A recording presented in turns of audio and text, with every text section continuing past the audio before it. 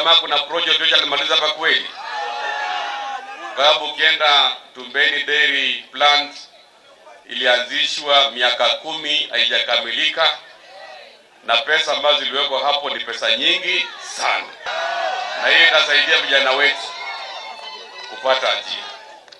Ile madharau ambayo umeanza kuonyesha kitakuramba my friend. Uweze enda kuambia watu ya kwamba gavana ni kitu kidogo sana. Mimi nilichaguliwa kama gavana. Naambia mzee, underestimate Italanyi at your own risk.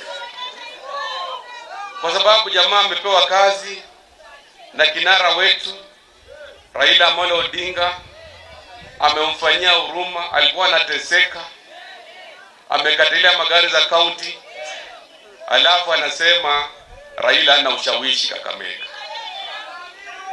Wewe umepewa kazi kama waziri. Sasa unaona wewe ni mkubwa kushinda party leader wetu Raila Amolo Odinga. Mimi nataka kuambia wana ODM ya kwamba sisi tuko nyuma ya kinara wetu Raila Amolo Odinga.